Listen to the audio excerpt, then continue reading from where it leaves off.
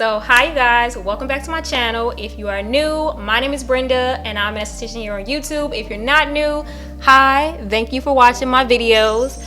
Today's video is another skincare related video and it is all about your moisture barrier. We're going to be talking all about what your skin's natural moisture barrier is. It's also referred to as the acid mantle, and if your moisture barrier is impaired. So if you are interested in learning more about your moisture barrier and understanding the function of your moisture barrier and also learning if your moisture barrier is impaired or has been impaired, which we've all been there, just keep on watching. First of all, what is your moisture barrier? So many people have talked about moisture barrier,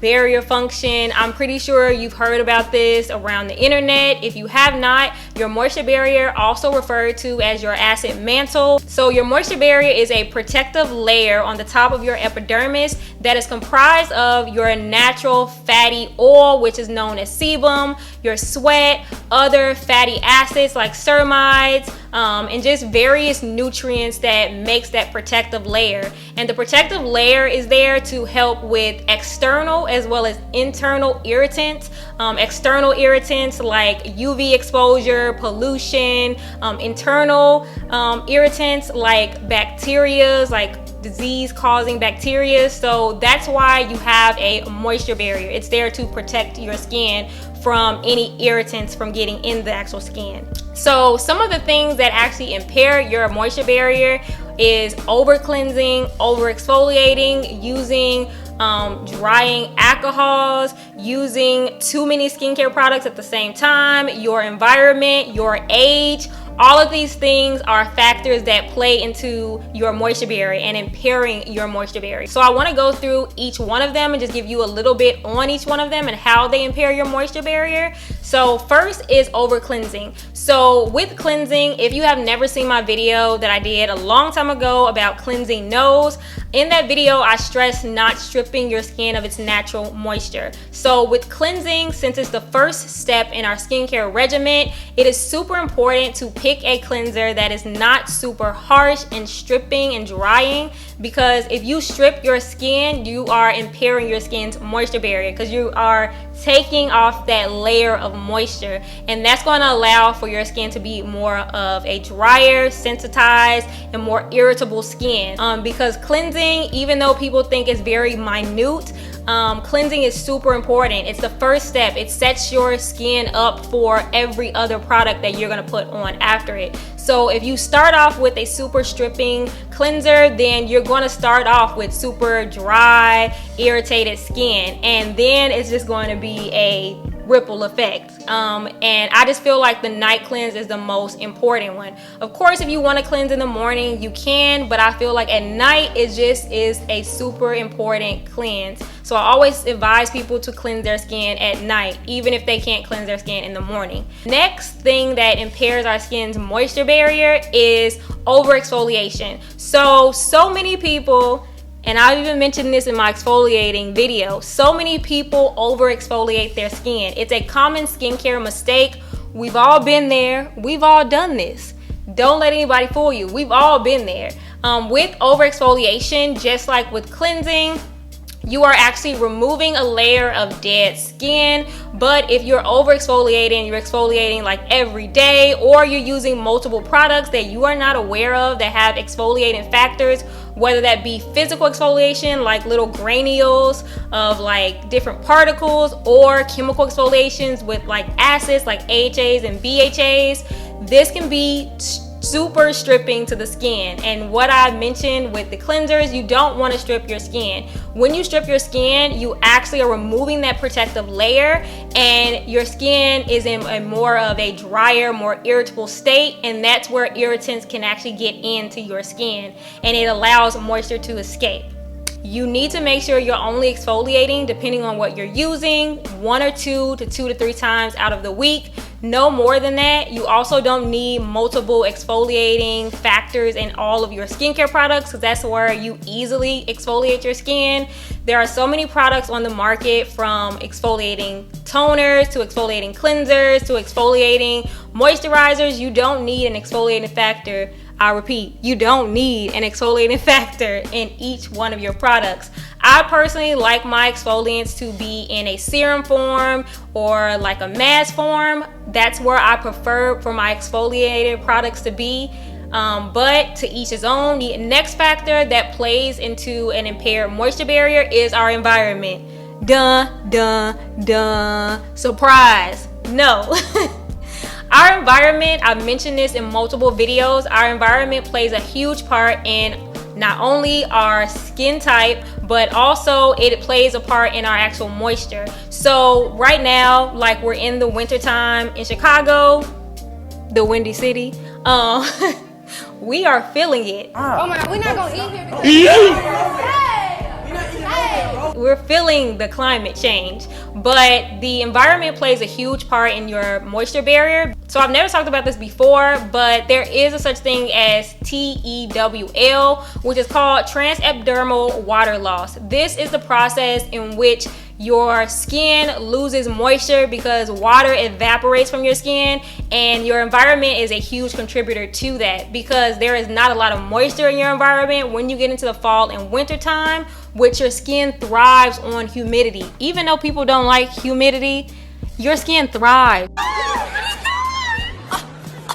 So the next thing that impairs our skin's moisture barrier is our age.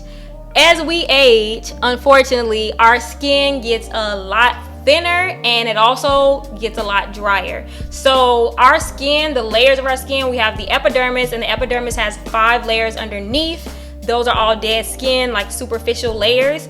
As we age, our skin gets thinner and thinner and thinner, and the thinner the skin is, the harder it is to retain moisture. 2 areas that are already very dry areas of our skin are our under eyes and our neck, and also these areas show our age. These are the first areas that start to show our age because we get the crow's feet, we get like, you know, the little wrinkles on our neck.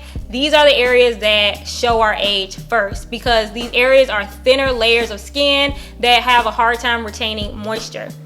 So the older we get, we have a thinner skin, it's harder to retain moisture.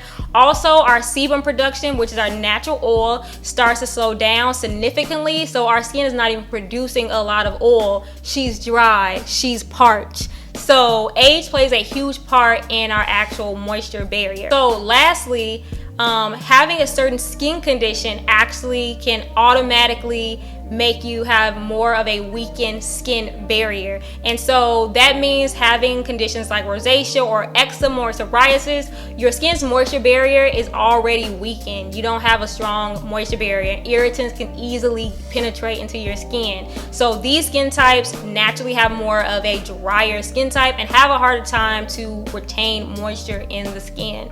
So now that I mentioned a couple things that factor into having an impaired moisture barrier, I want to talk about signs of an impaired moisture barrier. So the first sign of an impaired moisture barrier is burning, like a burning sensation. I mentioned in my video all about sensitive skin versus sensitized skin. If your skin is more sensitized, that is a clear indicator that you may have an impaired moisture barrier. With that burning sensation, that is an indicator that your moisture barrier could be impaired. Not a good indicator. When you're using and incorporating products that contain acids or retinols, you may feel an initial slight tingling, but if you're feeling burning when you apply any product that you put on, then that is an indicator that you may have an impaired moisture barrier. Another indicator for an impaired moisture barrier is excessively oilier skin.